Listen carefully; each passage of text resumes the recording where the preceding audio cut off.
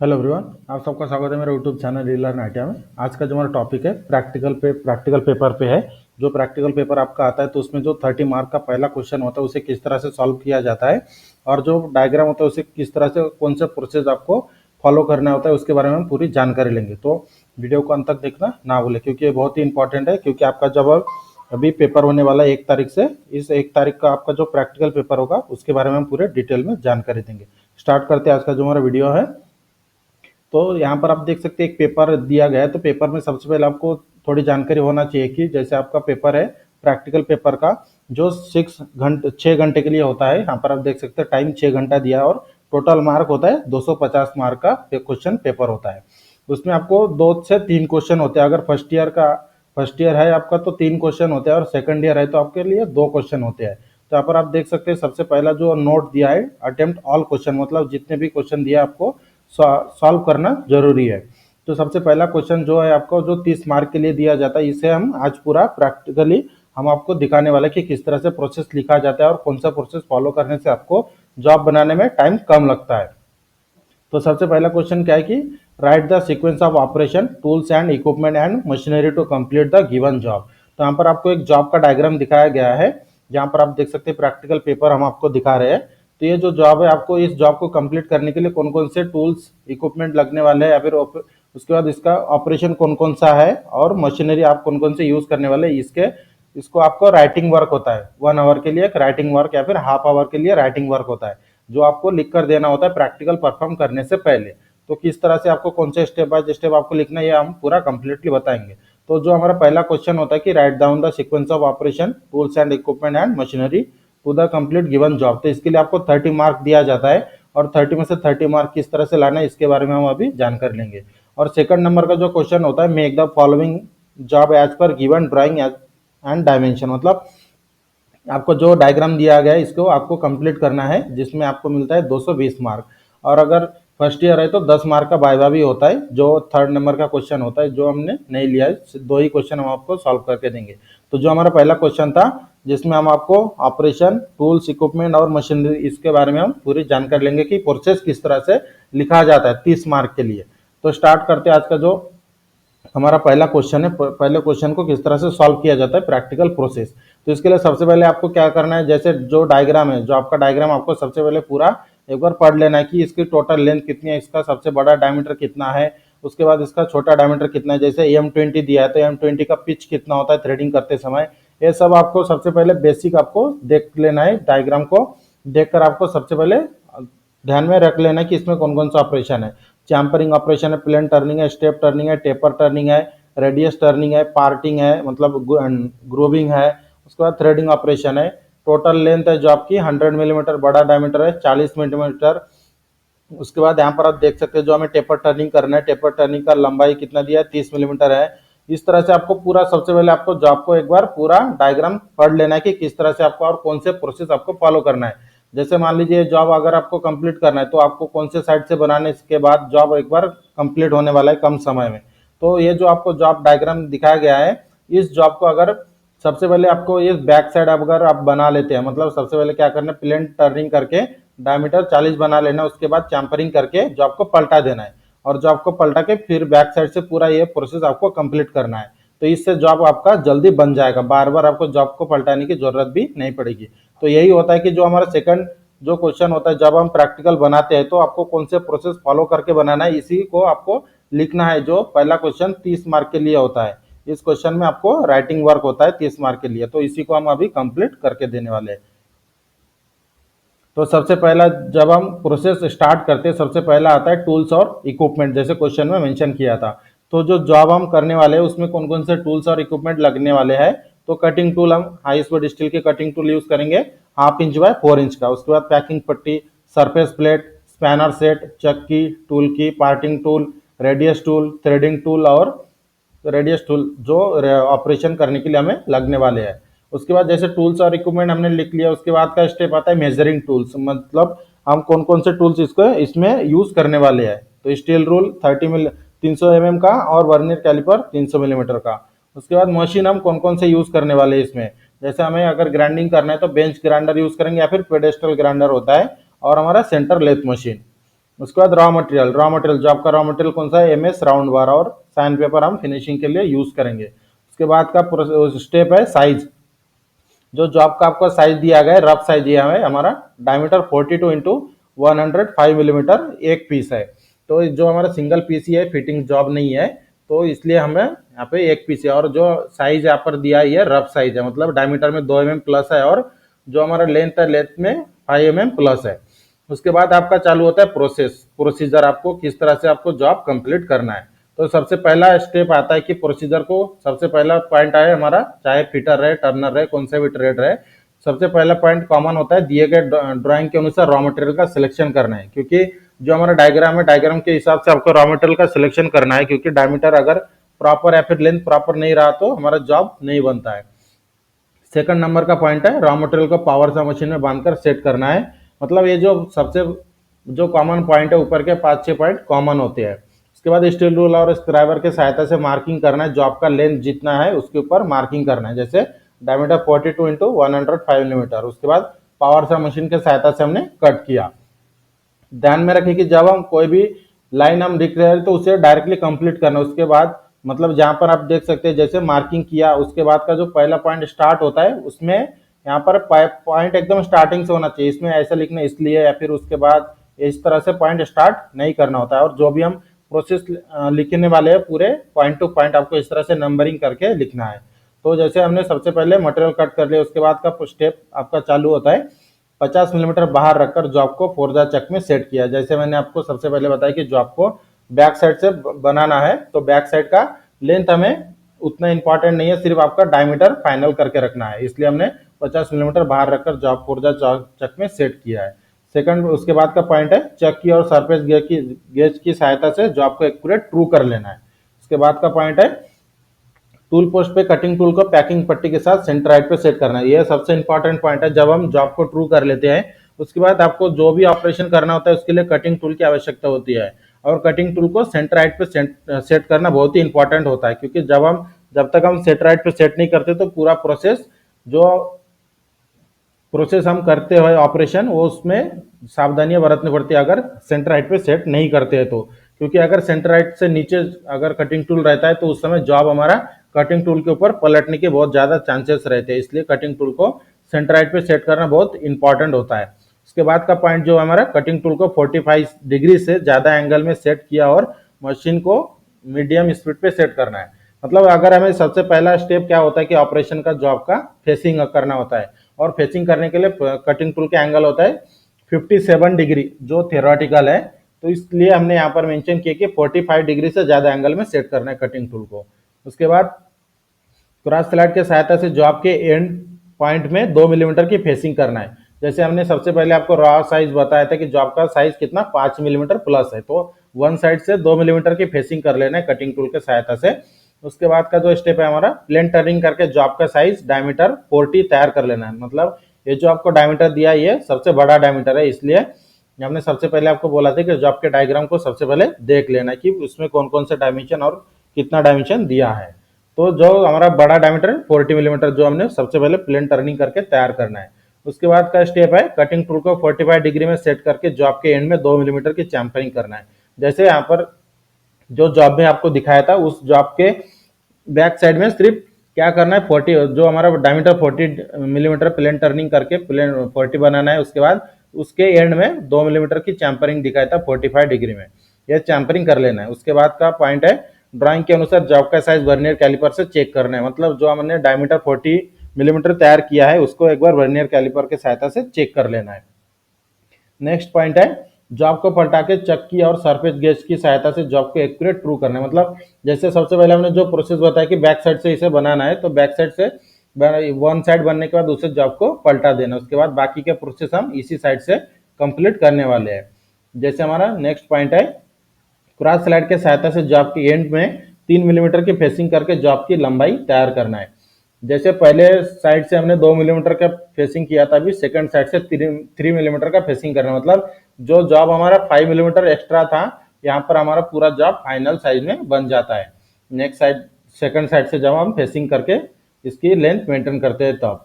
उसके बाद का पॉइंट है, कटिंग टूल को सेट करके जॉब का साइज डायमीटर 40 इंटू 75 मिलीमीटर तैयार किया। मतलब जो हमारा जॉब है, यहाँ पर आप देख सकते हो जॉब का डायग्राम, हमने फर्स्ट साइड बना लिया, उसके बाद सेकंड साइड अभी हमने जो कहा है कि डायमीटर 40 इंटू 75 मिलीमीटर लाइन, तो 75 कहाँ पर है, ये 30, ये 30, 60, उसके बाद ये 10 मिलीमीटर और ये 5 मिलीमीटर, मतलब टोटल हमारा 75। ये हमने अभी प्लेन टर्निंग वाला स्टेप आपको बताया है। इसके बाद हम इसकी स्टेप टर्निंग करेंगे। स्टेप टर्निंग करते समय हम इसका बाद का जो प्रोसेस है, डायमीटर 30 और इसकी लंबाई 75 बनाएंगे, जैसे एज पर प्रोसेस में कहा गया है। देख सकते हैं हमने जो हमारा जो पॉइंट था प्लेन टर्निंग, डायमीटर 40 इंटू 75 हमने तैयार किया। उसके बाद का जो पॉइंट है स्टेप टर्निंग करके जो आपका साइज 30 और 75 मिलीमीटर तैयार किया। लेंथ, ये लेंथ है और ये डायमीटर है, जैसे हमने आपको अभी डायग्राम में दिखाया है।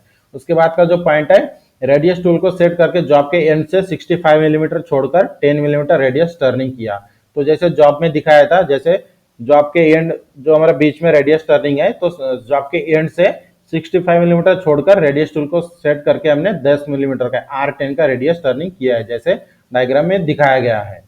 उसके बाद का पॉइंट है, जॉब के एंड पर कटिंग टूल के सहायता से स्टेप टर्निंग करके जॉब का साइज डायमीटर 20 इंटू 35 मिलीमीटर तैयार किया।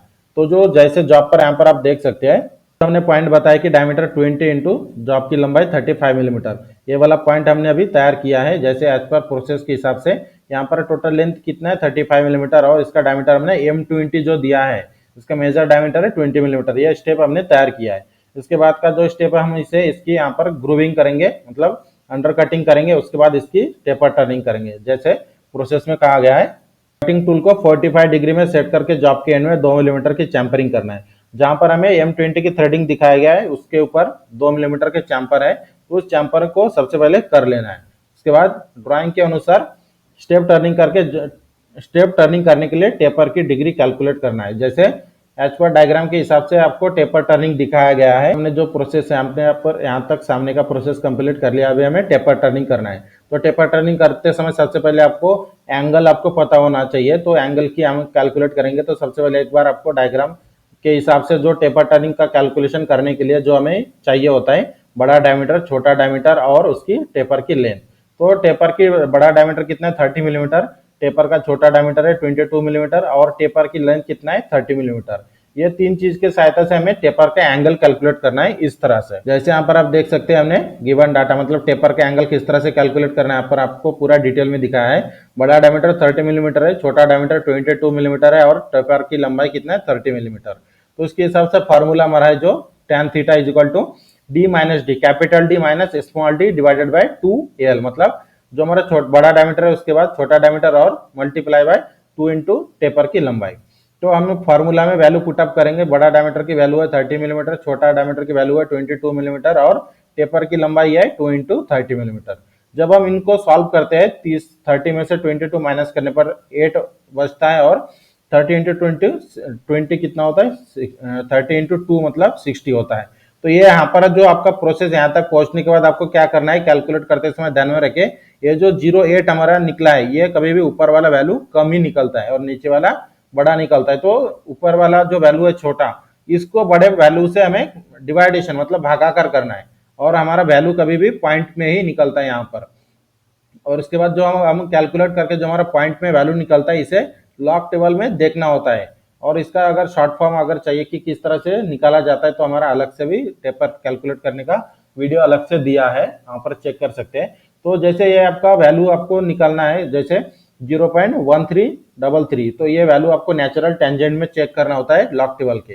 तो किस तरह से अगर इसे हम लॉग टेबल में चेक करते हैं, तो इसका एंगल आ जाता है 50 डिग्री, 50.19 डिग्री, मतलब ऑलमोस्ट जो इसे राउंड फिगर में 15 डिग्री ही हम मानते हैं।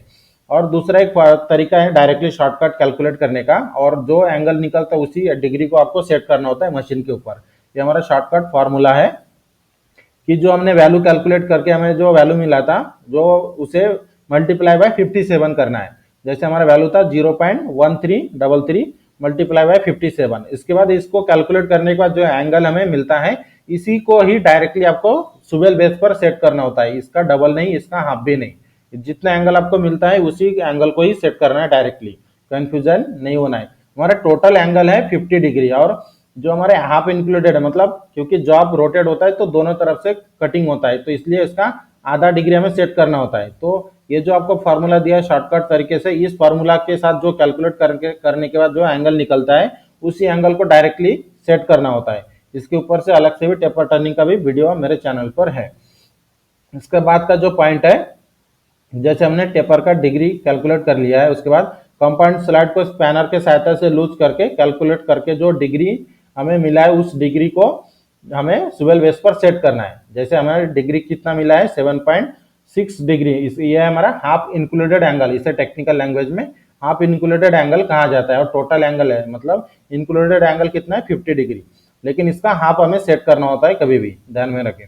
तो हाफ इसका है 7.5 डिग्री, 7.6 डिग्री हमें सेट करना है कंपाउंड स्लाइड के स्वेल बेस पर। उसके बाद का पॉइंट है, कंपाउंड स्लाइड के सहायता से टेपर टर्निंग करके जॉब का साइज हमें बड़ा डायमीटर 30, छोटा डायमीटर 22 और टेपर की लंबाई 30 मिलीमीटर तैयार कर लेना है। यहाँ पर हमारा जो टेपर टर्निंग का पॉइंट है, यहाँ पर हमने पूरा कंप्लीट कर लिया taper turning operation.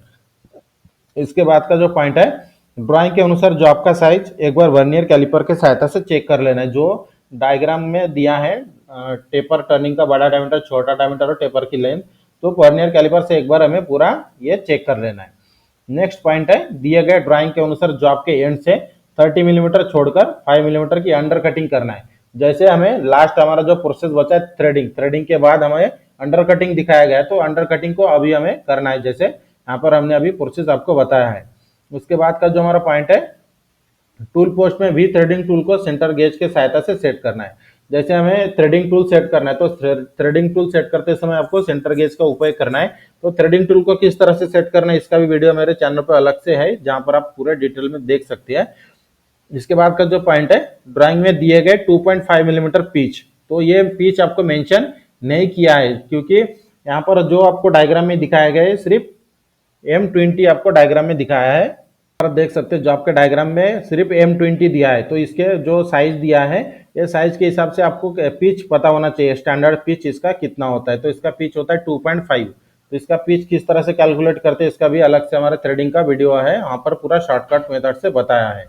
Next process पे हम चलते हैं। जैसे पिच हमने 2.5 बताया, तो पिच निकालने के बाद आपको क्या करना है, पिच के हिसाब से गियर सेट करना होता है थ्रेडिंग करते समय।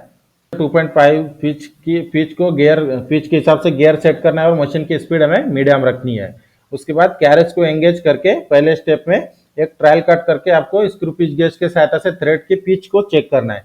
कभी भी जब हम जो थ्रेड के पीछे पिच के हिसाब से गियर सेट करते हैं, उसके बाद का स्टेप होता है आपको एक ट्रायल कट लेना है। ट्रायल कट पे आपको हल्का टूल को टच करना है जॉब के ऊपर। उसके बाद का स्टेप है कि जो हमारा स्क्रू पिच गेज होता है, उसके सहायता से आपको चेक करना है कि जो हमने पिच सेट किया है एज पर ड्राइंग के अनुसार वो हमारा प्रॉपर आ रहा है क्या नहीं। अगर प्रॉपर है तो उसके बाद का स्टेप है आपको थ्रेडिंग करना है एज पर डायग्राम के हिसाब से। नेक्स्ट पॉइंट है, पिच सेट होने पर पहले स्टेप में 2.5 मिलीमीटर पिच की थ्रेडिंग हमें वी थ्रेडिंग कर लेना है। जैसे अगर एक बार पिच कंफर्म होने के बाद आपको क्या करना है, थ्रेडिंग प्रोसेस पूरा कंप्लीट कर लेना है। उसके बाद का पॉइंट आता है, वर्नियर कैलिपर की सहायता से जॉब की सभी माप को चेक करना है और जॉब को पूरा कंप्लीट कर लेना है। लास्ट में आपको जॉब पूरा प्रोसेस होने के बाद पूरा ऑपरेशन आपको क्या करना है, वर्नियर कैलिपर के सहायता से पूरे जॉब की एक बार साइज को चेक कर लेना है।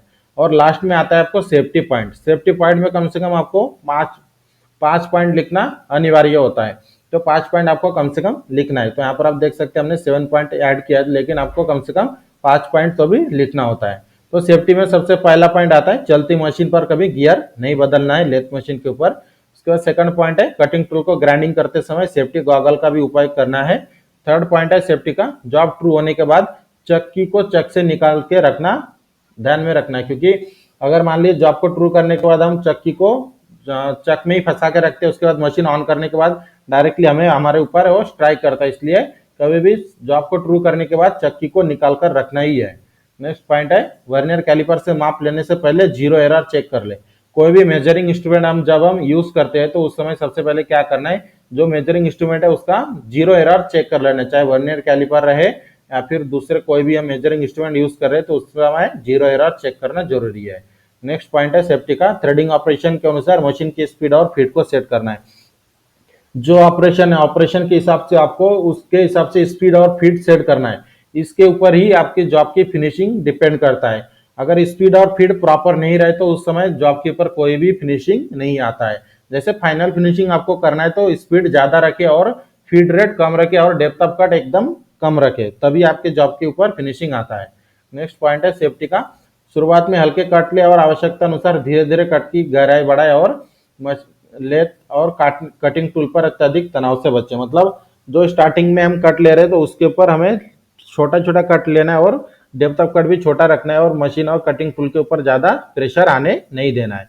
और सेफ्टी का लास्ट पॉइंट है जॉब के ऊपर जॉ का मार्किंग नहीं आना चाहिए, इसलिए एल्यूमिनियम पट्टी का प्रयोग करना है।